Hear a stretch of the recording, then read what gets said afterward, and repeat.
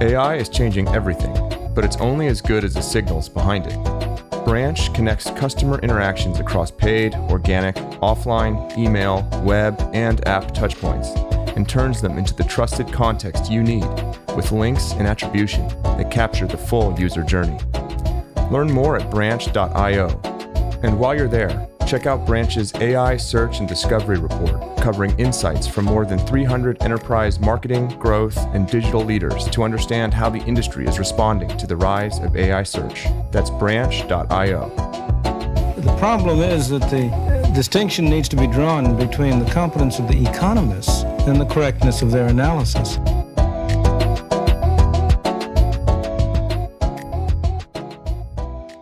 Welcome to the Mobile Dev Memo podcast. I'm your host, Eric Seufert, and I'm joined today by Brian Albrecht. Brian, welcome back to the podcast. Yeah, happy to be here again. So we last saw each other in Rome in March. How have you been since then? Oh, good. A little hectic with the move, but a lot going on in the world, a lot of fun things to talk about. Well, we probably have more than one episode's worth of content today. We'll see how much we can get through. So the impetus for bringing you back was a blog post that you had written called "You Are Not a Horse," but you also wrote a really fascinating op-ed in the Financial Times. It was like 2 weeks ago-ish? A little while ago, yeah. Called "Eliminate Personal Pricing and You Risk Harming Consumers." And so these two topics essentially have nothing to do with each other, but I want to try to talk through both of them. Before we get to that, though, could you please reintroduce yourself to the audience? I'm Brian Albrecht. I'm the Chief Economist at the International Center for Law and Economics. I'm a wide-ranging economist, hence why we're going to cover a few different things here. If people want to read more from me, I have a newsletter that the first one's from called Economic Forces. It's on Substack. It's weekly with Josh Hendrickson. And yeah, I work on all sorts of things from, we've talked about antitrust before. We'll talk about price discrimination, kind of general economics is my beat. Forgive me if I'm wrong. I feel like you've gained a lot of notoriety on Twitter recently over AI stuff. Do you perceive that? Is that true? Or it's hard to tell how much is kind of everyone is writing about AI, but yeah, I'm leaning into AI, I think more than most even, and trying to write a lot on it. Because I think, as we'll get into, I think a lot of the discourse around AI could use some basic economics, and kind of that's been my shtick for as long as I've been writing. Like, we come to a new thing. We come to a new thing like COVID or tariffs or whatever, like the latest thing is in the news.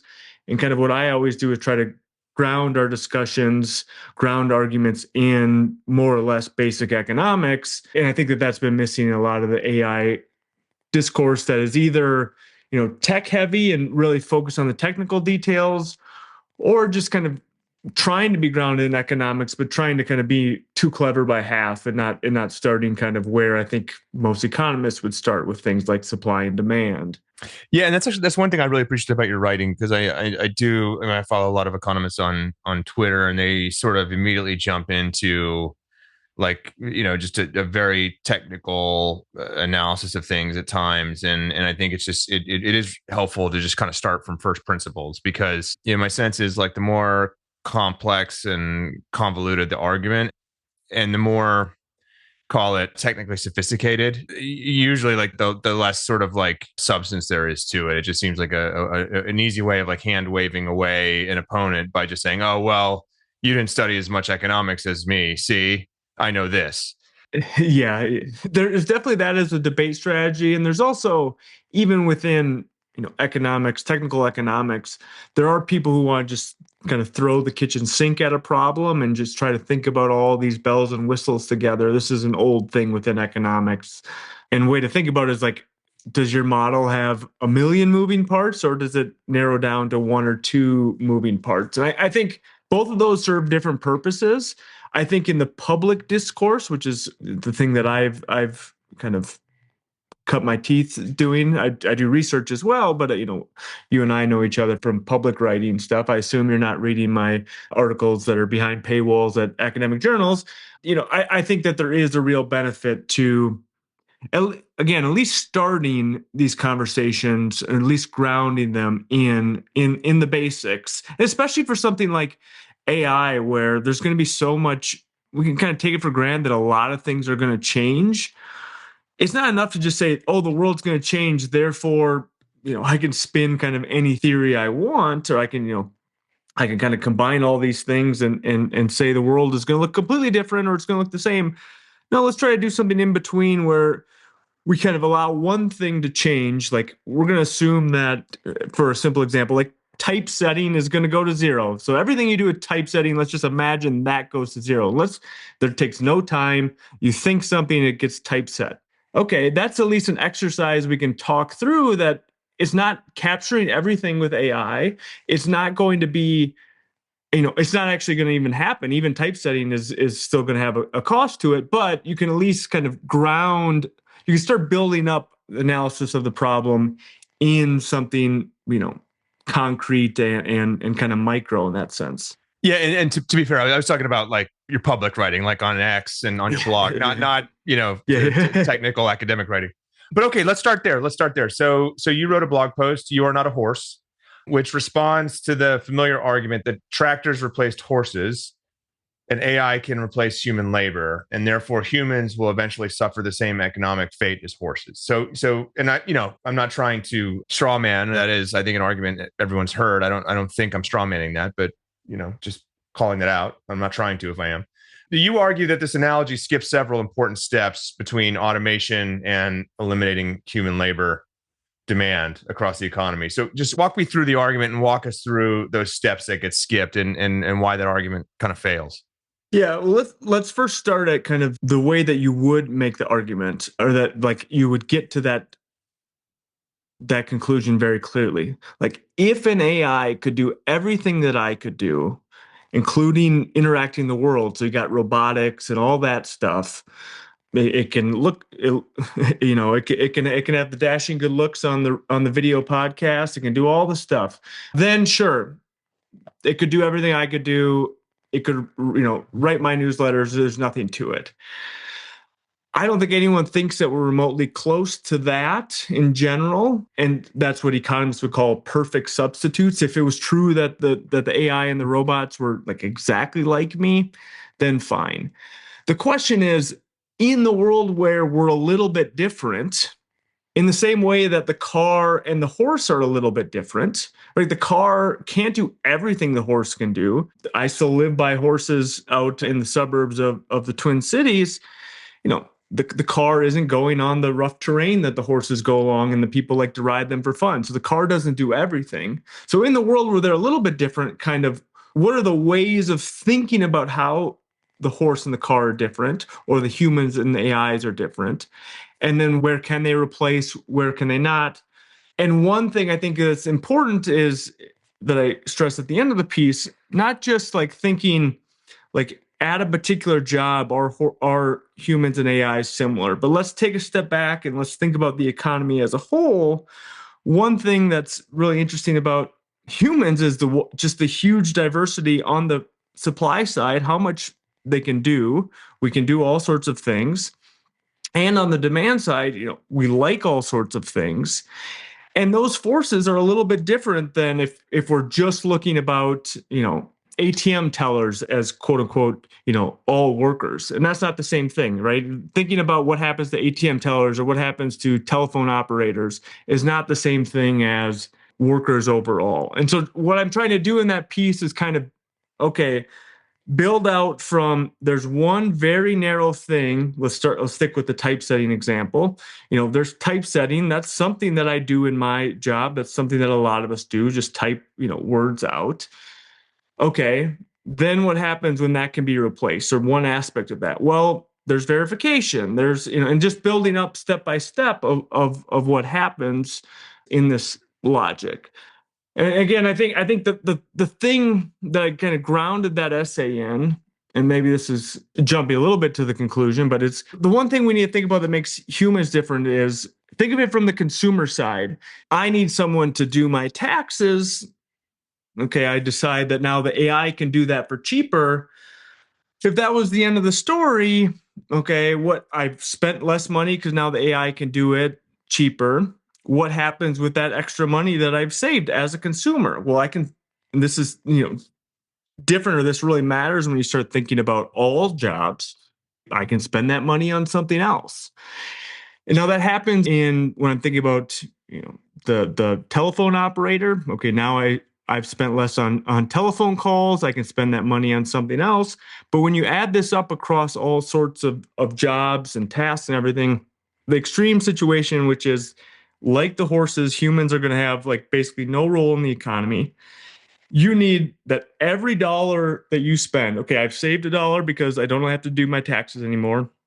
I'm letting AI do that. I don't have to hire a human to do my taxes anymore. I'm letting AI do that. Okay, what am I going to spend that next dollar on? A massage therapist? Okay, well, then that's going to be something that, at least for the time being, still involves humans. So maybe we'll have, over time, accountants become massage therapists. Whatever that process is, this is going to happen with all sorts of technological change. In order for us to go the way of the horse, like that would basically have to stop. And we just have to, okay, I've saved this dollar at the accountant and I'm going to spend this dollar on more AI related stuff. And that needs to happen, continuously all the way to everything I'm spending is on AI related stuff. And so that's where you get this extreme horse condition. It's a edge case. It's an extreme condition. I'm trying to figure out when would it happen. Maybe there ends up being 5% of people who have jobs as massage therapists. And, is that technically going the same way as the horse? Maybe. But, we're trying to make the argument as explicit as possible. Well, yeah, I mean, that's just where that argument necessarily goes to have any real impact, right? Because it's like, if it doesn't go to that extreme where like AI has actually done every single job and there's no role for humans anymore, then you get to some middle ground where it's just like, okay, well, we just kind of reorganize the economy then. And that's happened a lot. It's like, that's just not scary if you say that. That's just what happens in a technological innovation cycle.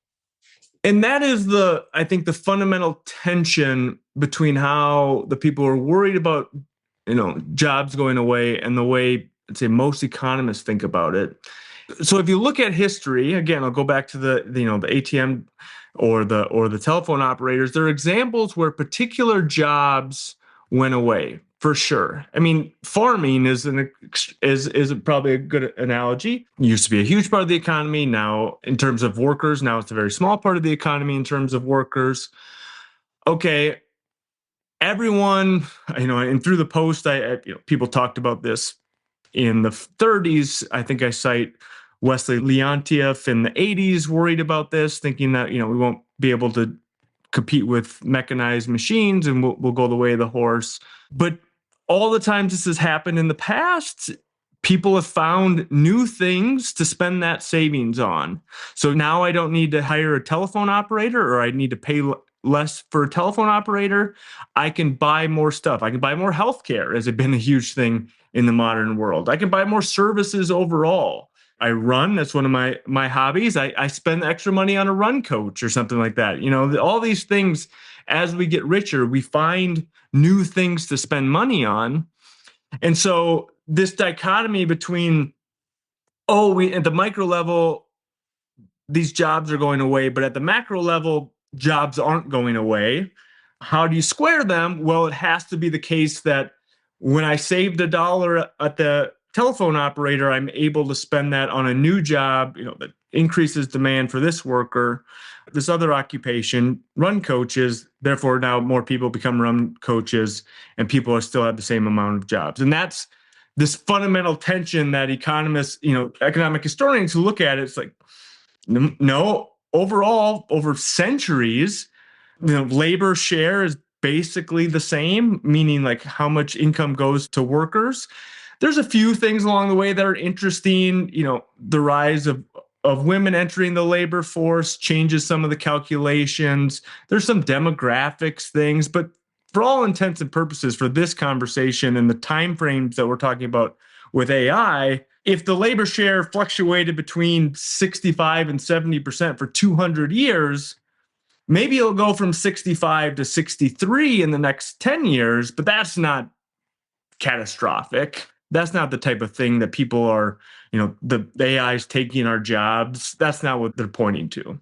Can we trust any of the data yet? Right. So, I mean, you've probably seen these charts from the Financial Times and they say, look, AI is not having any meaningful impact whatsoever. And you see some that maybe there's like a more, call it like statistically significant impact at like entry level roles. But you see the data from Indeed. It shows that software engineering jobs or job postings have actually increased. And so, can we trust in this data yet? I mean, is there any indication yet, or is it just too early? I'd say it's quite messy still. I mean, just to piggyback on that, some news outlet yesterday had about IT outsourcing to India. Those jobs have gone up, which would seem like something that would be automated.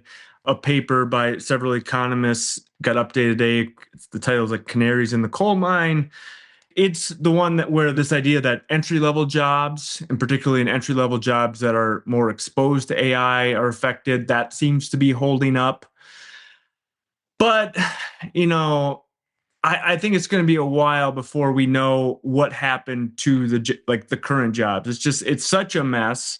There's so many things pulling in different directions that's really hard to tell at this point, and how much of it is general labor trends versus AI-centric stuff. Like implicitly, if we're going to say this is because of AI, we have to be having some counterfactual where we'd say, imagine it was 2026.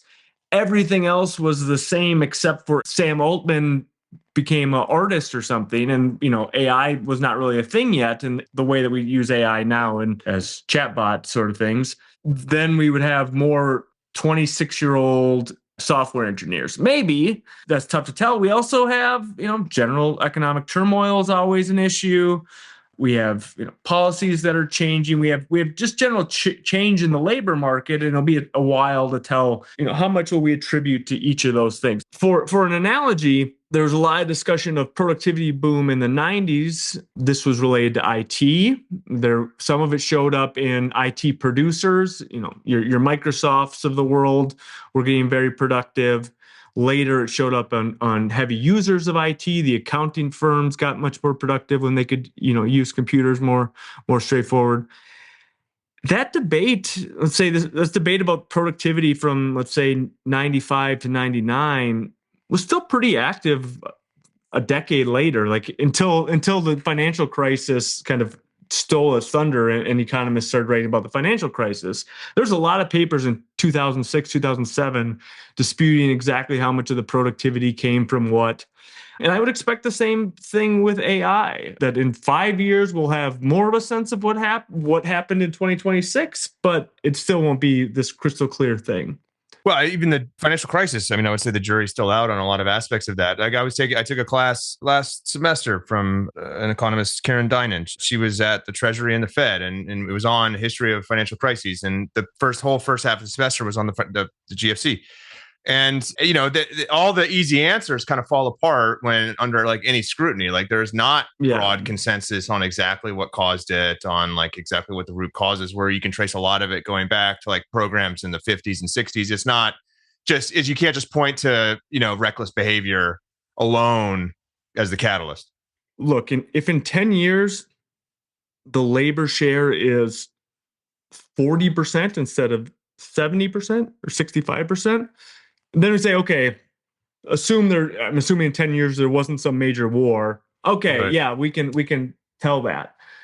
But if it looks more like historical fluctuations, the numbers just aren't that big. For example, there's a big debate on the labor share and how much of it has fallen since, let's say, around 1980 in the United States. So how much of income gets paid to workers compared to, returns to investors and things like that.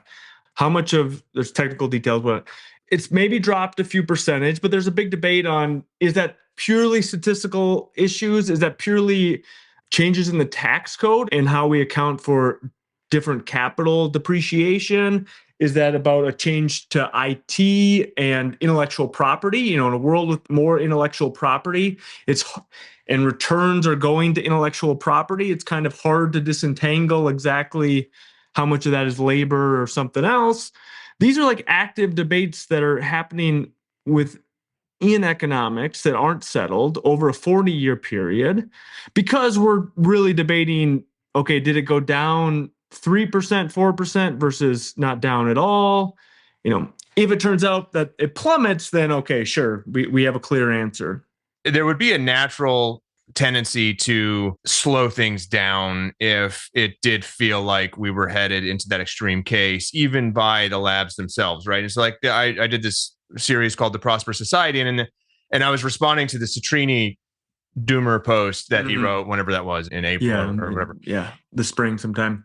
And so it's like, okay, like let's follow this trajectory where AI absorbs everything. And at some point, you've got the labs are just, they train some new use case as part of the model that just wipes out some industry, right?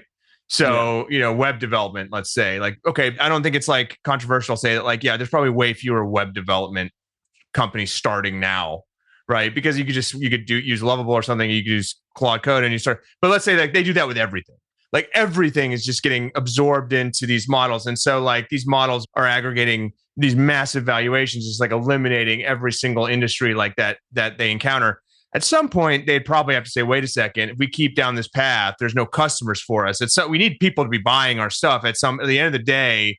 If we kill every customer, you wipe out every sort of possible commercial use case for our tools, because our tools, they make the end product, then we'll have no customers and we'll go out of business. At some point, they'd probably find there's some equilibrium where it's like, okay, if we leave these industries alone, they'll represent enough of a customer base for us to like that we're maximizing revenue in that state. Don't you think there'd be some recognition of that? I don't know if that's the angle I would go, because you could imagine there are 4 big models in the big companies with models in the way that we're talking about it now. So the equivalent of OpenAI, Anthropic, Google, and Grok, at SpaceX. I forget the exact, Twitter, X, SpaceX, Cursor, whatever their model, right?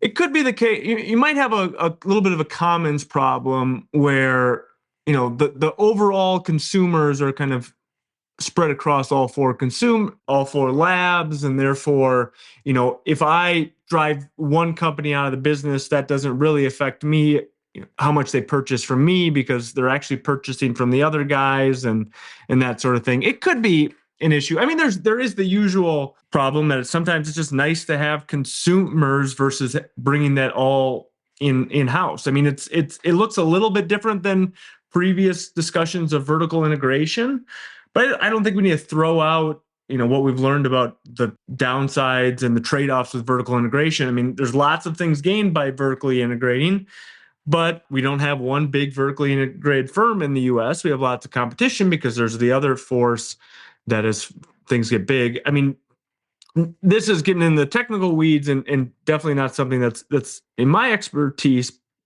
but just from my own anecdotal experience, like models that specialize have pulled ahead on some margins. For example, within economics, there's this product called Refine, which is not just economics, but academic papers. It reads them. Yep. They've really leaned into their niche, which is grading academic typewriting. There's some legal stuff and whatnot. And I think it's a very good product. And add or anything, I think they're able to do stuff that the general models are unable to. Now, that might be short term. And long enough scaling laws are going to just push everything that the biggest model just can do literally everything better. But usually some differentiation, some specialization makes you a little bit better. Now, why does that matter?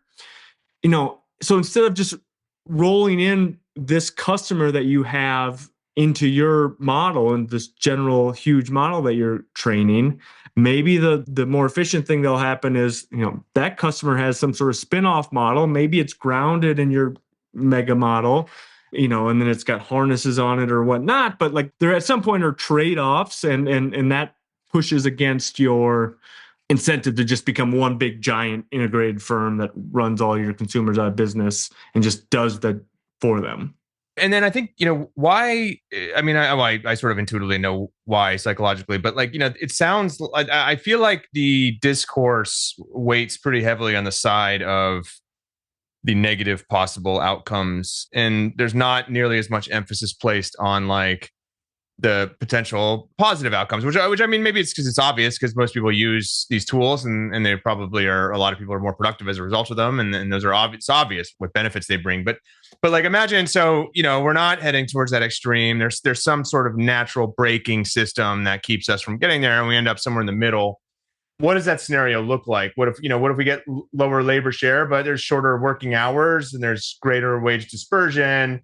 There's some painful transitions, but the economy is larger and we're wealthier, and maybe this is like a catalyst that's needed for some sort of like congressional work on, I don't know, some programs that can be used to address lower working hours or lower labor force participation. Like, what are the potential positive outcomes here? Like, maybe that middle is actually like the best possible place to be.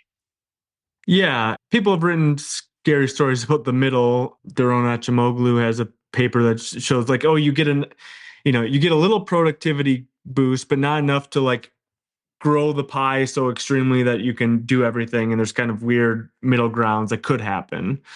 I think that doesn't seem super plausible to me. I mean, I think if AI is super productive, the pie grows bigger.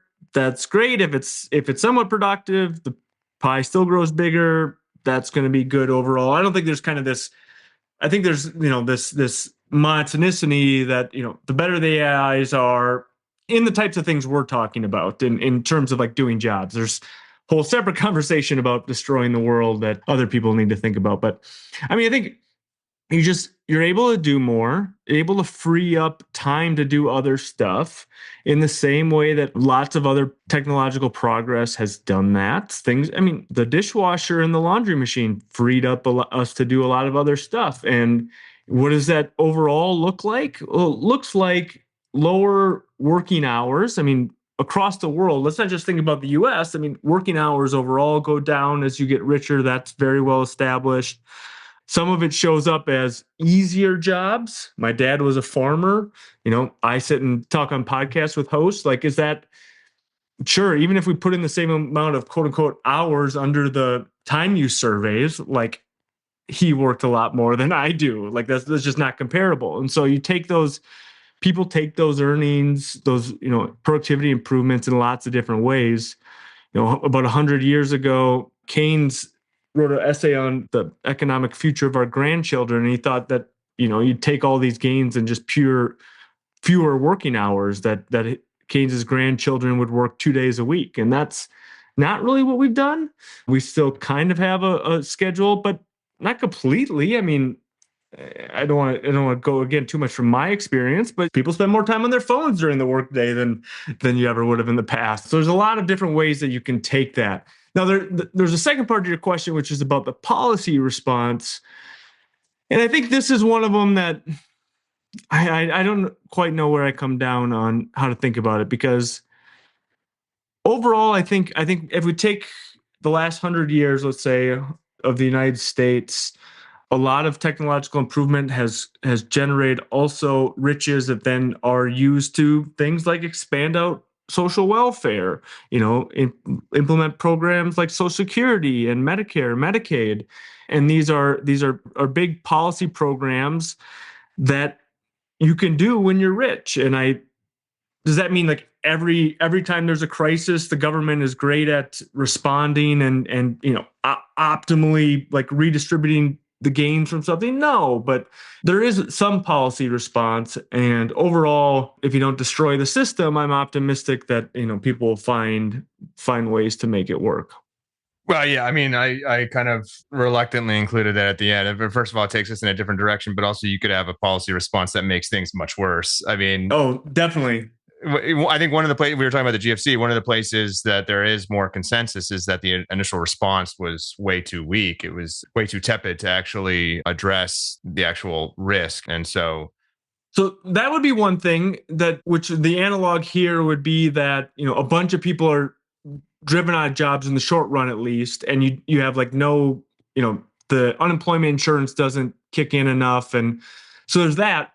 But then there's also you could overreact or react in the wrong direction. I mean, most of the policy proposals that I've seen are about like actively preventing the productivity enhancements. Your things on data centers, wanting to tax or ban data centers or tax compute, whatever that's supposed to mean, which isn't about it being kind of too weak of a response or it's about like actively discouraging it. And that's definitely a possibility as well.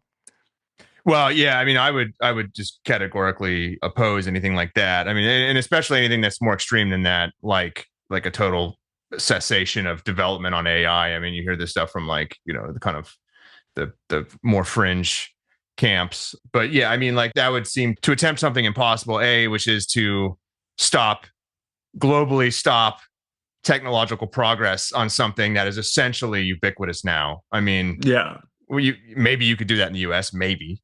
Can't do it in China. But also, I mean, like you probably shouldn't want to. You should probably just want to harness the power as effectively as possible. You know those channels your colleagues keep bragging about? The ones getting all the credit?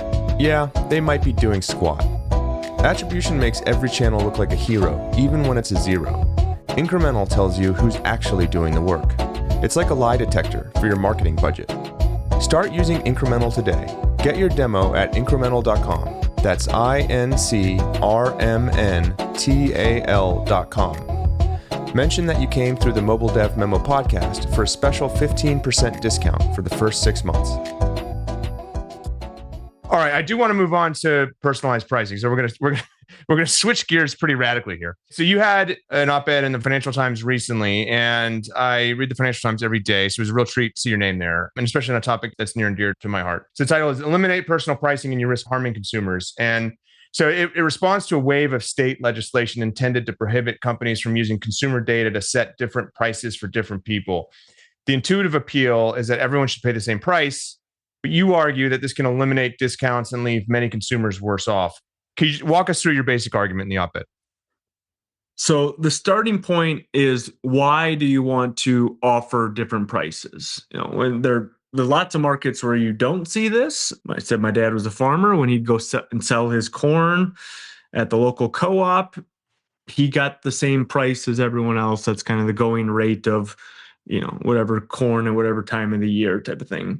The reason in general you want to do it is that most firms, most of the time, have what economists call market power. And that has some, sounds kind of negative, but all it means is that if the firm would lower its price a little bit, there would be someone out there who would be willing to buy that didn't buy at the current price. So if you gave a sale on this item, there's someone out there who would do it. Okay, very weak condition. But you don't do that, because if you give this, if you drop the price on this good, you have to give up the money on, the people who are buying it before. So, got 3 consumers. Consumers 1 and 2 are already buying the good. Do you lower the price to try to attract consumer 3? Maybe not, because then you'd have to lower it for 1 and 2. So there's this fundamental tension of all of these businesses want to sell more, basically, but also don't want to lower prices. And so that creates this, what do you do? How do you kind of try to do better without being able to just lower prices overall? There's a lot of business strategies that follow and try to exploit this. The one I talk about in the piece is you offer coupons. So what does a coupon do? Well, it does create 2 different prices. But the way it prevents everyone from taking the lower price is some people just won't fuss around with the coupons. Like, back in the day, I remember my mom, I say this in the op-ed, I remember my mom at the kitchen table cutting coupons. Not everyone's willing to do that. And so therefore, you effectively induce 2 different prices. At some level, everyone could buy at full price, or everyone could buy with the coupon. But in practice, some people take the coupon, some don't. And so this shows up all the time. This shows up in different quality of airline tickets. It shows up in different, sizes of coffees at the shop. You create different products that then allow people to sort into the different ones to overcome the fundamental tension that you want to lower prices for the marginal consumers. You want to get it just for the new ones. Personalized pricing gets around this kind of wasteful activity of the coupons. It says, I'm going to target to you a coupon. You're not going to have to cut it out. You're not going to have to waste time sitting at the kitchen table doing it. But because I'm targeting it to you, I don't have to offer it to everyone else. And therefore, I'm able to gain the additional sale you as the third consumer buy a good you weren't buying before. And overall, it's possible, it depends on the exact specifics. Consumers could be better off, prices could go down. It's an empirical question, but at least it's a possibility. And so personalized pricing is a way to kind of let the data you've collected, the systems you put in place for pricing, to remove the waste. These firms aren't doing it to be benevolent to now, the analog of my mom in this story who's cutting coupons. They're not doing it to be nice to that third consumer. They're doing it because it makes more money for them. But in the example, it also makes the consumers better off. And so, it's net beneficial. Again, in practice, there's specifics and we need to go through it, but at least there's enough of a basic economic argument that like a pure ban to me is not justified. Price discrimination exists. It's not a new idea that emerged from the ability to do it in real time on a website or in an app. It's existed for a very long time. The concept's very old. Walk me through the concept of price discrimination and the various flavors of it.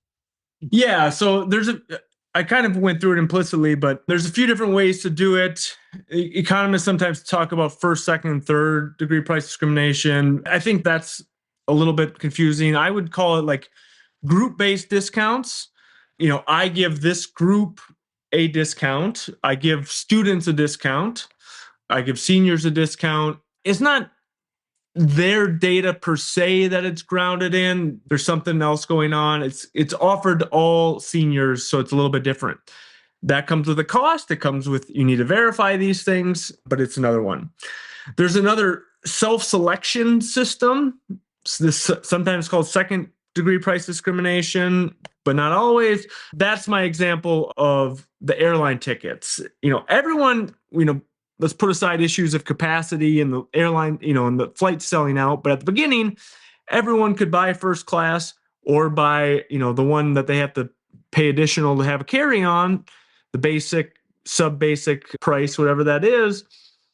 But people who have the company paying for it will do one thing. People who have more money will do another thing. People who are more flexible, they'll select into the kind of the bins that the firm wants them to.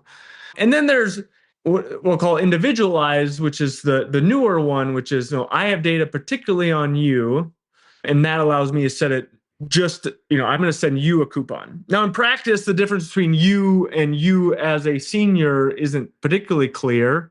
At the end of the day, all of these things are going to be like, well, what do I know about you, Eric? I know you are 4 of these 6 categories or something like that. And so it's just an intersection of all these group ones.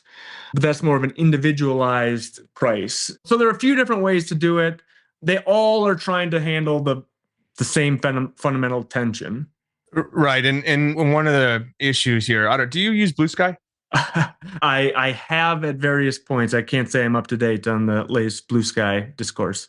Well, I haven't checked, but I would probably recommend you don't look for your op-ed's URL on Blue Sky and read the comments. But Blue Sky is very opposed to what they deem to be surveillance pricing. And so, price discrimination already kind of carries this negative context. You call it price personalization, which is how I tend to characterize it. But you've got surveillance pricing as a label for this practice. And I think that's what people are claiming to be opposed to. It's really just the fact that you're collecting my data to then give me a price, which may not be the lowest possible price that you'd offer to anybody. And that seems to be what people oppose here. Yeah. But, like you said, I mean, there's probably very little opposition to student discounts, right? Or senior discounts and matinee tickets. That's just, well, how badly do you want to see it? Do you want to see the movie so badly that you'll do it in the middle of the day? Or maybe that's probably correlated with income too. But so those things, there's probably just very little opposition to those ideas. What actually qualifies as personalized pricing, and why do you think the terminology here, the surveillance pricing, is so critical to the political component of the debate? Yeah, I mean, I think there's an issue of fairness that I will admit that I don't quite have a grasp of what people have in mind. But the basic idea is that, if it's transparent and we all kind of know the rules, I understand that the senior is getting a discount and I'm not.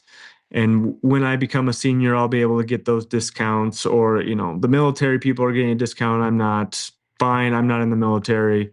And there's like this stuff happening in the background. And so I don't think that that's fair. I think there's a general uneasiness about your data overall when people are at least like asked about it. So people seem very worried about when firms collect data on them. This as well as anyone that what that means in actual behavior is not that much, that people don't like when advertisers are collecting data on them, but it turns out that they actually really like seeing ads for things that they think they'll like.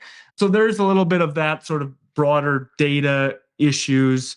I think there's also just a dimension of it's circling back to the AI stuff. It's new. We're not used to seeing these sorts of things, and it scares us a little bit. Yeah, there's a lot of things going on for sure. I think if you don't like price differences because you think fairness is really important, completely understand that. What I want to do in the op-ed is kind of push back on two things.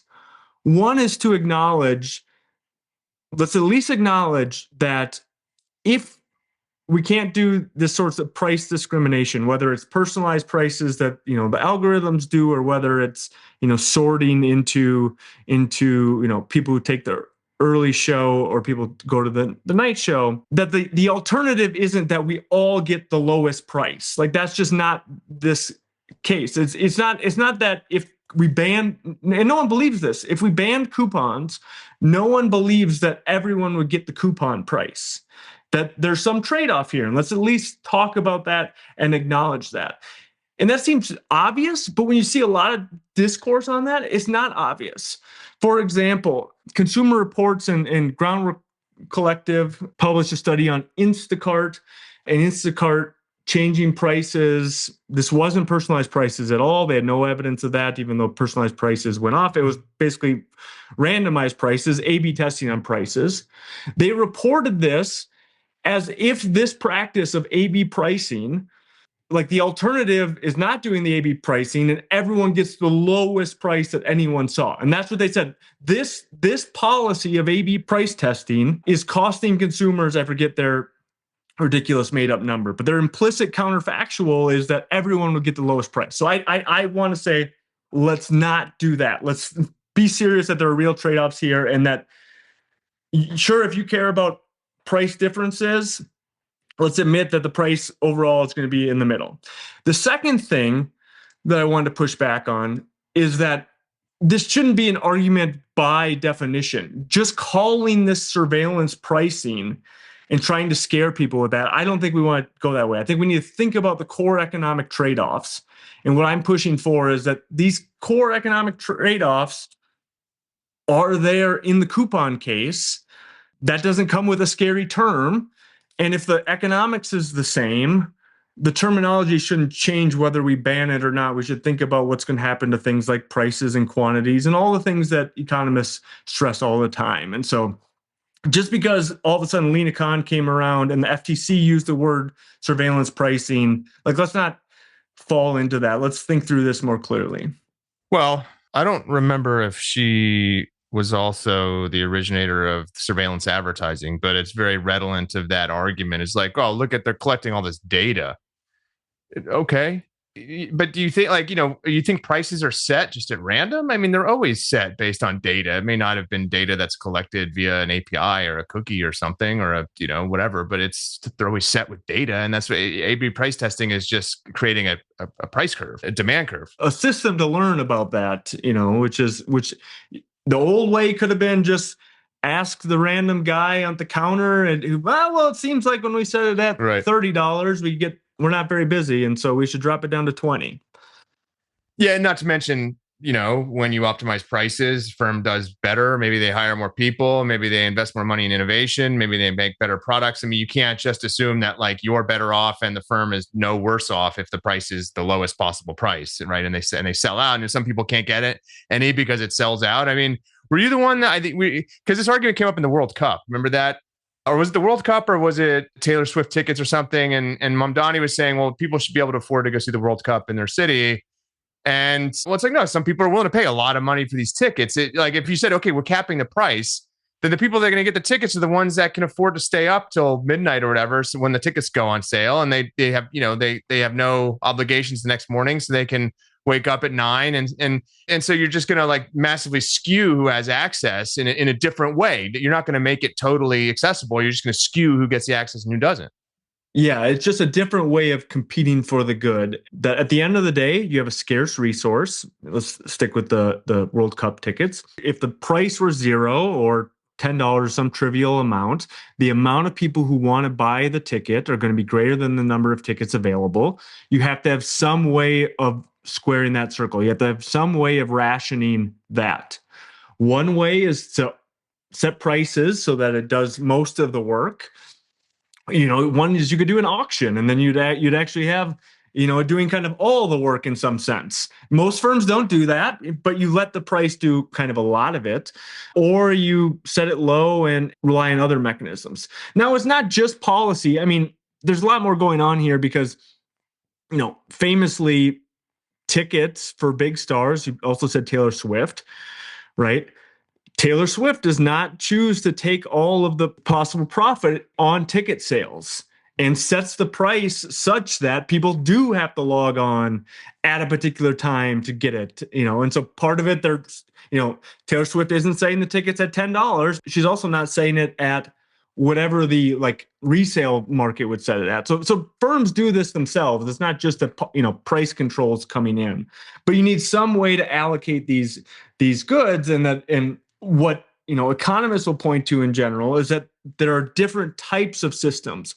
One of the beautiful things about prices, when you can use them, not everything can use prices, and firms don't even use prices all the time, but it's if I'm willing to pay more, that gets transferred to the seller, versus if I'm waiting in line, that's just wasted. The seller of the tickets doesn't get any benefit from me waiting in line, and that becomes a deadweight loss, as economists call it. One of the reasons you want to harness them when you can is that it doesn't generate all this waste. So to the price discrimination example, the waste is the coupon. The waste is the waiting in line for the thing that goes on sale. Maybe you don't wait in line, but maybe you need to interrupt your day because you need to get there at a certain hour, or whatever these mechanisms are.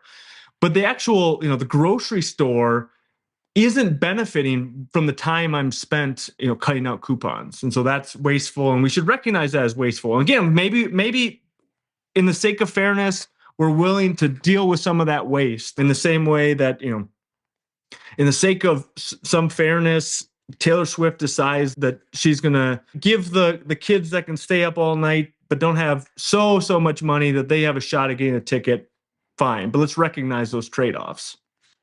Well, I mean, I think one thing is Mamdani's, not to turn this into like a pointed attack on Mamdani, but he's pretty good at these sort of like performative gimmicks. And I think, what he did, like it was Knicks tickets. And I think, what did he reserve some of them for at some price cap? I think there was some World Cup thing as well, but yeah. Okay. So you set aside 20 tickets. Like, are you really changing anything? So now 20 lucky people basically won the lottery. I mean, that's not really changing that dynamics. But I want to talk about, so the digital economy personalizes that's what recommendation systems are for. Search results are personalized. Podcast recommendations are personalized. Firms have generally been more cautious about personalizing the transaction price itself. Why do you think that has remained the kind of the sensitive frontier of personalization? Yeah, it's a good question. It seems to be consumer driven, that consumers have a different reaction to price differences. For example, there was a news story that Wendy's was thinking about implementing dynamic pricing, which is not the same thing as personalized pricing, but it's this idea that during the busy time, right around the lunch hour, you're going to have a higher price versus a lower at 3:00 when kind of no one shows up. Okay, now it's not on the person; it's more systematic than that. But people seem to. There's a big outrage about it, and I'm guessing it's under some guises of fairness and whatnot. There's also issues of like uncertainty. I mean, these things do come with waste. I'm not going to act like just because an algorithm does it makes life completely wonderful. I mean, it could be the case that Now I worry that I could get a better, instead of just going to Amazon and assuming I have a lower price, now I worry that, maybe some other places are going to be lower, and I search around. Of course, Amazon has an incentive not to do that and doesn't want me to search around. So they're kind of internalizing that.